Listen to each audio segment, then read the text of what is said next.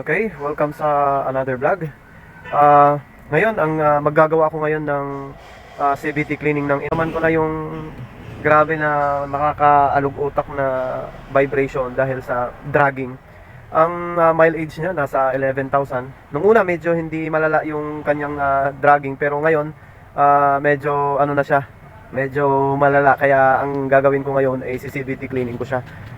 Okay, ayan. So, ang unang gagawin ko, babaklasin ko muna to. Siyam na screw to na babaklasin. Madali lang naman tong baklasin.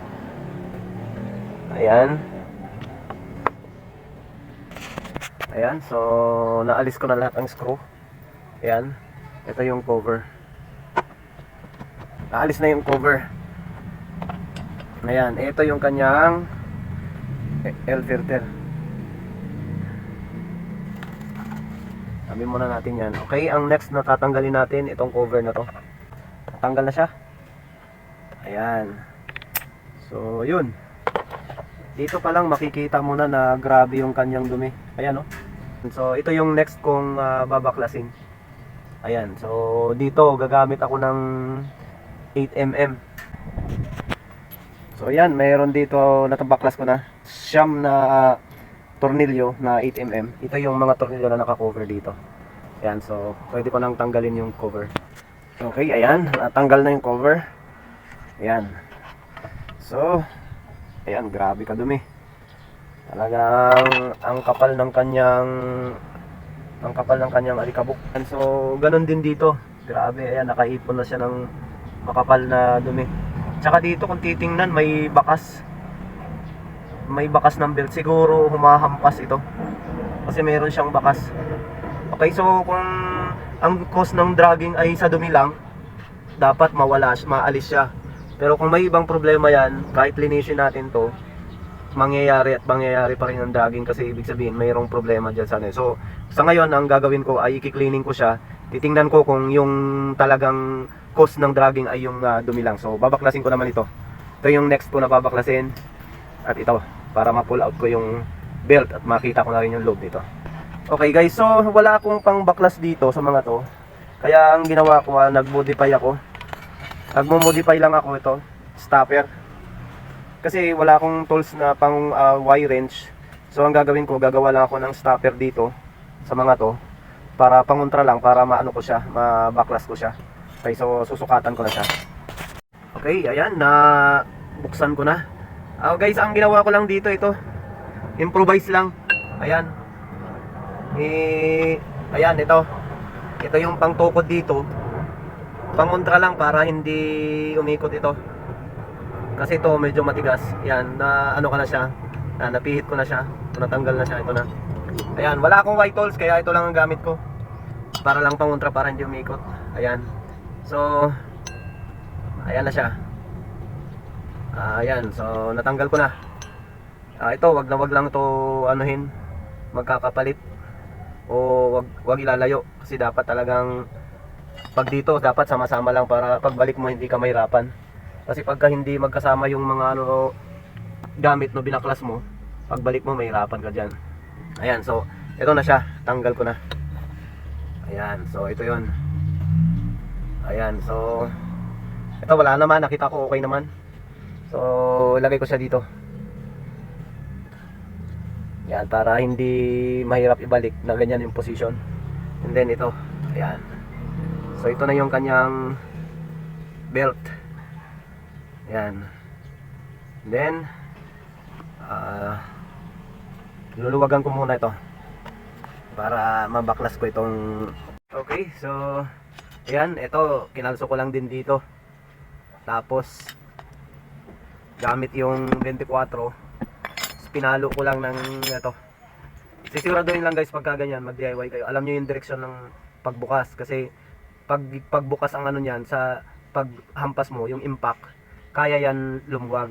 Kasi pagkabaliktad yung pagpalo mo, malulos rin to, pwede ito mabasag. Mahirap po pagka ganun. So yan, natanggal ko na to. Yan. So yung may gas-gas na to, ito yung sa loob. Okay, so ayan na siya. Alisin ko na to. And then ito, babaklasin ko tong housing na to. Ayan. So, yun. Natanggal na natin to. Ayan. So, eto siya. Medyo mabigat-bigat. Ayan. Yung belt, wala namang problema pa. Ay medyo maalikabok lang. Ayan, ito siya. Pero ito kung titingnan, dito talagang napakarumi sa part na to. Ayan. So ito talagang kailangan ingatan din ito. Kasi itong washer na to, mahirap maghanap nito. Ayan, so dyan sila.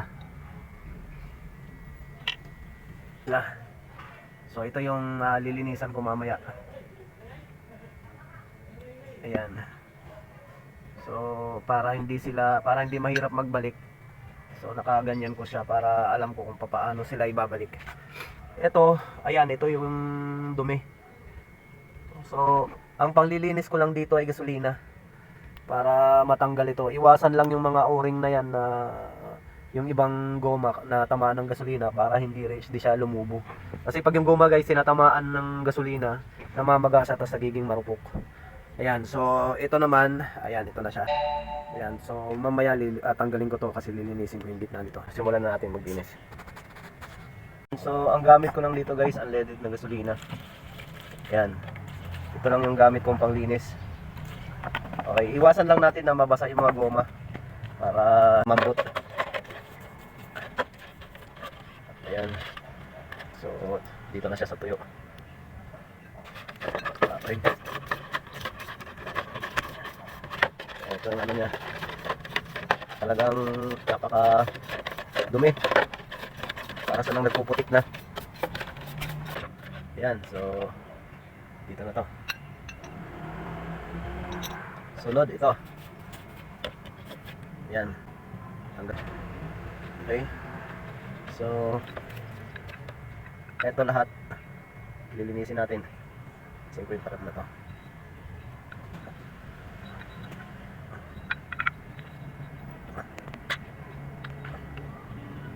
So ayan, 2, 4, 6. Ito yung 6 na bola niya. Dito yan nakalagay. So kung gaya niyan biglang naalis, di mo naman maliligaw kasi may marka yan, no? So ibig sabihin dyan sila nakalagay yung 6. Lilinisan na natin. Yung iba niyan 5,000, 6,000 naglilinis na. Kasi sa bigat ng motor na to, hindi malayo na talagang makaramdam siya ng ganun kabilis yung kanyang dragging dahil mabigat siya. Okay? Ayan, ito lahat yung mga bola niya. Ito hindi naman kailangan na ano to kasi medyo ano to, pero linisan na lang natin. Sausaw lang saglit. Ayan, tapos ayan, okay na. Kasi yung gasolina guys, malakas makapag-penetrate yan ng mga dumi, langis, grasa. Kaya lang ang kalaban niya ay yung mga goma. Kagaya nito, dapat hindi ito mabasa ng gasolina. So alisin natin to para, ayan, inalis ko para hindi siya mabasa ng gasolina. Pagka may motor ka talaga, lalo na pag Inmax, pag-aralan talaga. Dahil kung probinsya, lalo na yung mga malalayo yung tinatakbo, malalayo yung lugar na pinupuntahan, yung 9,000 napakabilis lang yan. Ilang araw lang yan. Kung tumatakbo ka araw-araw 500, yung 9,000 ilang araw lang yan. So kailangan talaga sa Inmax regular kahit na. So parang dito kasi nakita ko may kanal yung ano. So I hope na hindi ito makaapekto dun sa o walang kinalaman ito sa dragging. Kasi parang mayroong tama yung part na to eh. Sana hindi ito yung cause ng dragging. Kasi kung ito yung cause ng dragging, malamang magpapalit ako nito. Kasi kung nakahulma yan sa ganyan, ibig sabihin nagkanal na yan, posibleng magkaroon na mayroon yung clearance na maliit.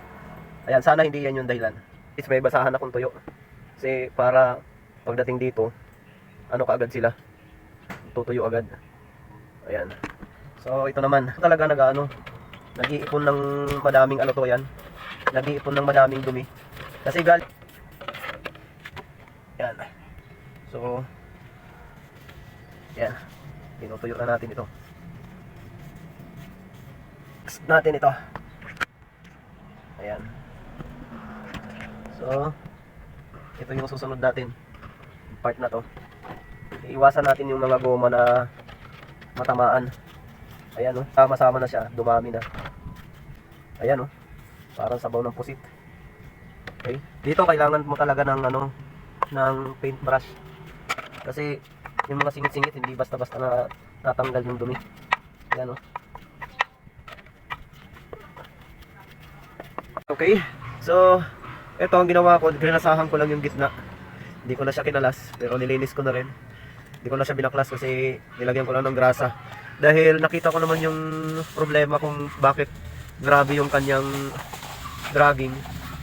Ay ito po, yung bola. So, lahat ng bola na to, puro oblong na, laki.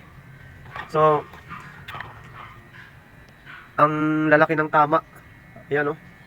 Grabe yung tama ng mga bola. So, sa 6 na bola, lahat sila may tama. Kaya pala kakaiba talaga yung kanyang vibration. Iba din yung kakaiba yung kanyang dragging. So, ang ginawa ko, palitan ko siya. Ito. Ayan. So, ito na yung binili ko yung mas magaan. Kasi po ito mabigat ito eh.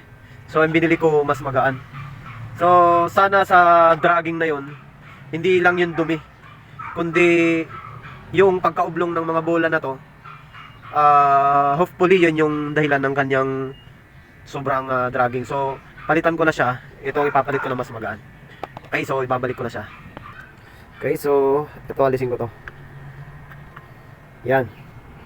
At ilalagay ko na sila sa 2, 3,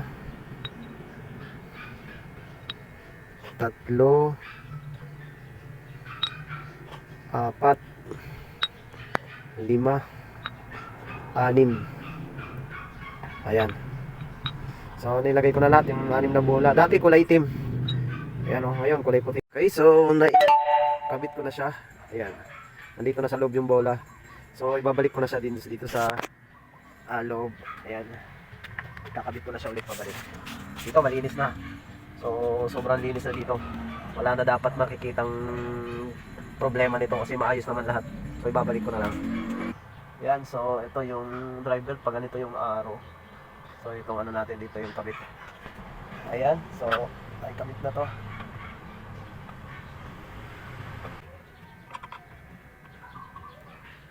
Okay. Higpit na siya. Okay, so ito naman higpitan natin.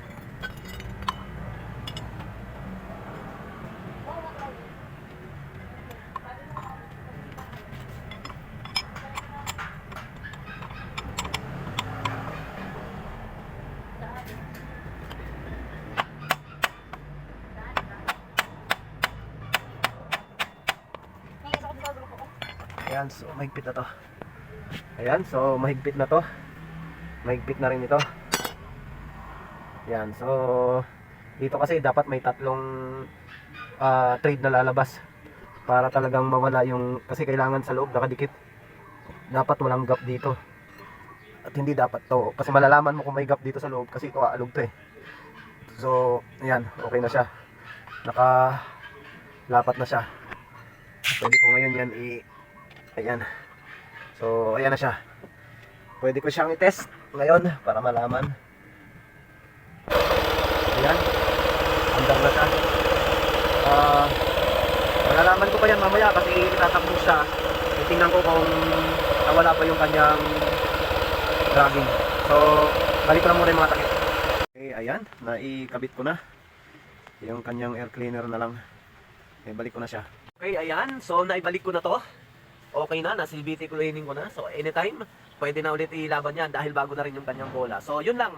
Huwag pong kalimutan i-like at mag-subscribe para lumago po yung channel. Kaya abangan nyo po yung mga susunod na mga pag-DIY ng Inmax. Maraming salamat po sa inyong pagsubaybay. God bless!